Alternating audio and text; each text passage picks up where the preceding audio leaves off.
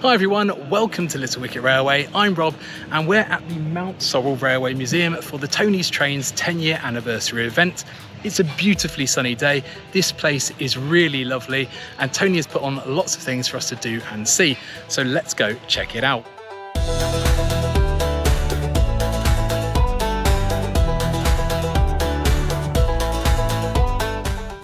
And this place is incredible. Shamefully, I never even knew it existed.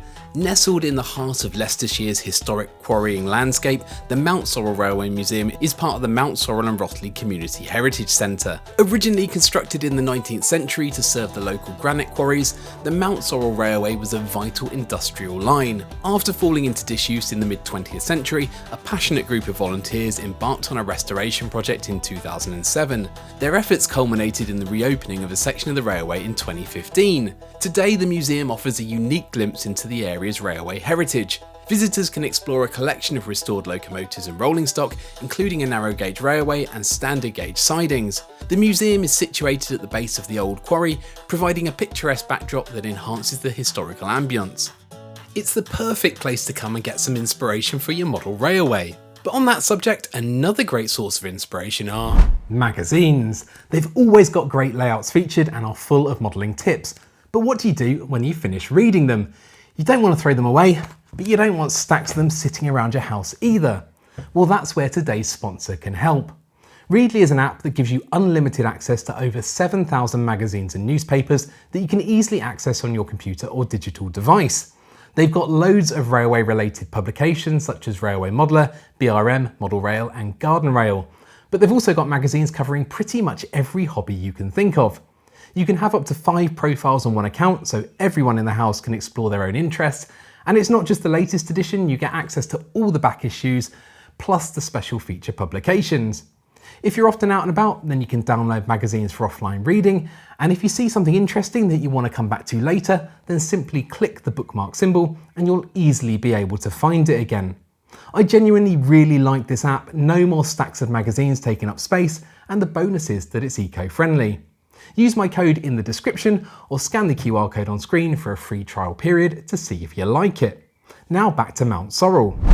And I caught up with Tony, who had taken over the museum for the weekend to celebrate his model shop's 10-year anniversary. Hi, so I'm Tony and this is Tony's Trains of Rugby's 10th anniversary event here at Mountsorrel Heritage Centre. As a child, my old man was a railway enthusiast, so he sort of passed the bug on to me. I remember at high school I decided I wasn't just going to have model trains, I was going to start buying and selling them to raise a bit of extra money. I dipped in and out of it probably all through my late teens and 20s. I worked part-time in a model shop, I worked for a weathering firm for a year. 2013 I moved back down to Warwickshire and I started doing toy fairs and exhibitions, and then 2 years later I bought a shop called Barbie Model Rail and turned it into Tony's Trains. And here we are today. Yes, it's 10 years now since I opened Tony's Trains of Rugby. I'm a qualified driver at this railway. So the logic was not many model shop owners can offer their customers a chance to drive a steam locomotive with them. But coming to Mountsorrel, I could set up and have Colin McAndrew on drive for a fiver and people could drive a train with me. We could have done this event back at the shop. It'd been very cramped, very pokey. We probably wouldn't have got a single layout and maybe one manufacturer in. But we've got lots of room here and lots of scope to do lots of other things and make it a really memorable weekend for everyone who came. What we got on display here, right, so we've got the Andrew Barclay Colin McAndrew in steam, which is a little 040 contractor's engine, which is permanently based here and offers does shunting demonstrations, and we've done driver for a fiver this weekend. We've got a narrow gauge railway with a 2-foot gauge diesel running round offering rides to the public. We've got a selection of goods wagons, and of course we've got the Robert Stephenson lifting bridge, which is just off camera to there. Behind me is a restored Great Central 6-wheel carriage, number 946, which has been beautifully restored back to original condition. And then obviously in the exhibition hall for this weekend only, we've got 5 layouts. Along with that, we got a Curascal and Bachmann both agreed to come here, which was incredible. And the Tony's Train stand and the Tony's Trains Tombola, which is being run by my partner Emily. All of them would come free of charge as a favour to me, so incredibly grateful to them all. The museum really is incredible. It's a place where two unlikely worlds meet. Lush gardens and peaceful nature trails woven seamlessly into the rugged heritage of a working industrial railway. It's a combination you wouldn't expect, but here at the Mountsorrel Railway Museum and Heritage Centre, it works beautifully. It's a nice mix of exhibits as well, some that you're able to get inside and learn more about how they were used. I particularly like that they converted the LMS van into a mini museum. Pressing the buttons told you about all the different exhibits. And there's lots of information about the history of the site when it was an active quarry too. At the centre of the museum is the Stepheson lifting bridge. The bridge was designed by Robert Stephenson for the Leicester to Swannington Railway and was built in the 1830s. It enabled a section of railway to be raised to allow canal boats to pass underneath. The railway closed in the 1960s and efforts to preserve the historically important bridge were made. The bridge has had a number of homes since then, but in 2024 was re-erected at the Mountsorrel Museum. It's in working condition, and during the day we were treated to a number of raisings and lowerings. And it was really interesting to see 200-year-old engineering in action. Running up and down next to the bridge was 040 saddle tank Colin McAndrew, works number 1223. Built by Andrew Barclay in 1911, it's lived at Mountsorrel since 2020.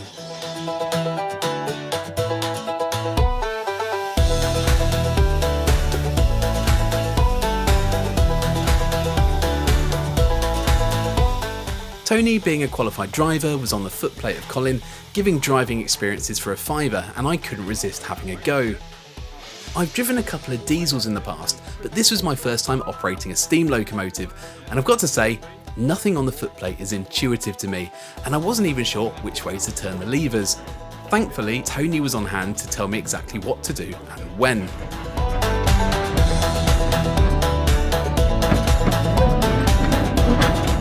Even though the stretch of track that we were running along was fairly short, you still built up a fair bit of speed, and being in the open cab really makes you feel like you're flying. I think it's fair to say that I'm not a natural driver, but I did really enjoy it.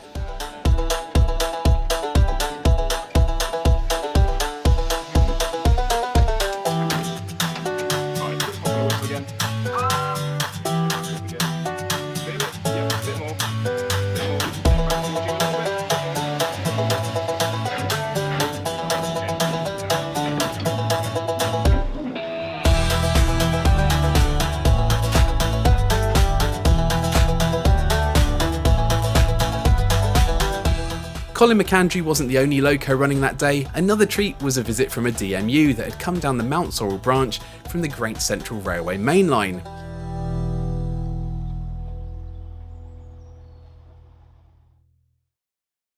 And it wasn't just standard gauge, there were a variety of scales and gauges on display. The museum has the Quarry Bottom narrow gauge railway, and a little yellow Ruston and Hornsby named Malcolm was on duty giving rides in a loop around the gardens.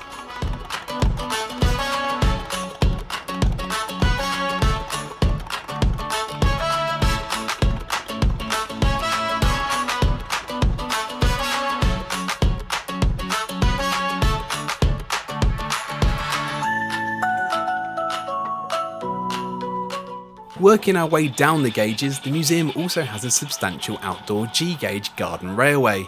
For a small charge, you can drive one of the radio-controlled locomotives and take a train around the layout whilst the cable cars go up and down in the middle. And going further down the scales, Tony had invited 5 exhibition layouts. Croxley Hall Depot was created by fellow YouTuber Underground Eric. The layout captures the essence of a London Underground depot, featuring intricate elements such as 4th rail electrification, realistic lighting for day and night operations, and a meticulously crafted depot yard. A variety of rolling stock was on display alongside some impressive automated trucks.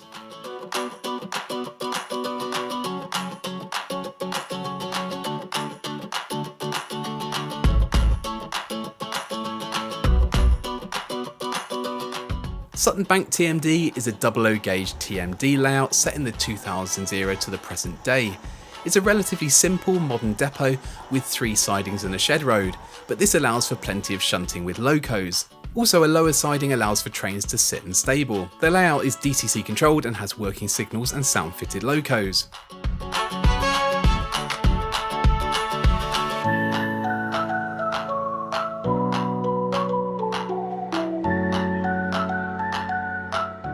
Highway MPD from fellow YouTuber John JMC is a small layout packed with detail. Originally created to showcase John's skills at fitting lights, sound and other electronics into very small spaces, it's developed and grew into a fully fledged exhibition layout. I've made a more in-depth video about this layout where John talks us through all the features and how it was created in more detail, so be sure to check that out. I'll put a link up in the corner and down in the description. Laurie's Mechanical Marvels modular layout from the Nearly Competent Modelers Association was out on display with trains running through some lovely scenery. The recently released Accurascale Longmoor Military Railway Mark I coaches in the eye-catching Oxford Blue livery were out on the rails. This was the biggest layout of the show, but it still had lots of fun little details to be admired.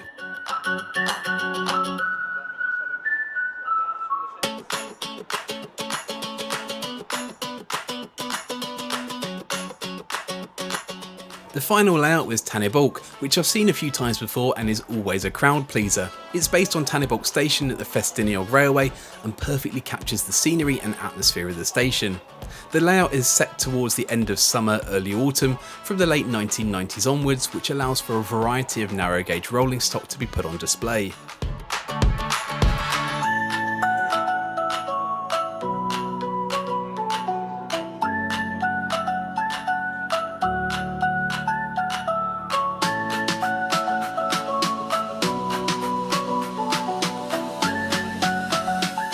There was also an opportunity to spend a bit of money, with Tony's Trains having a large selection of stock to choose from, or you could have a go on the tombola to try and win big prizes.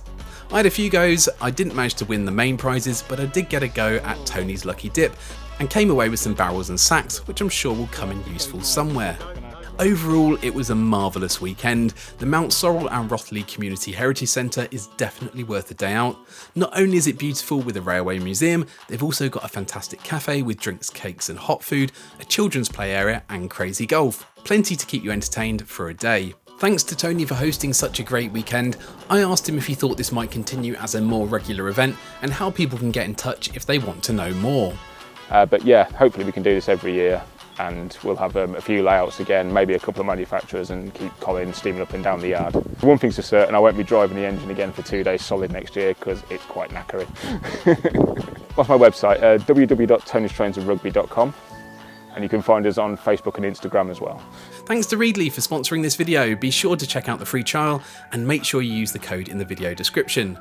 Special thanks to all the YouTube members and patrons for your support, it's very much appreciated. If you enjoyed this video, then please give it a like and subscribe to the channel. Thanks for watching, and I'll hopefully see you again soon.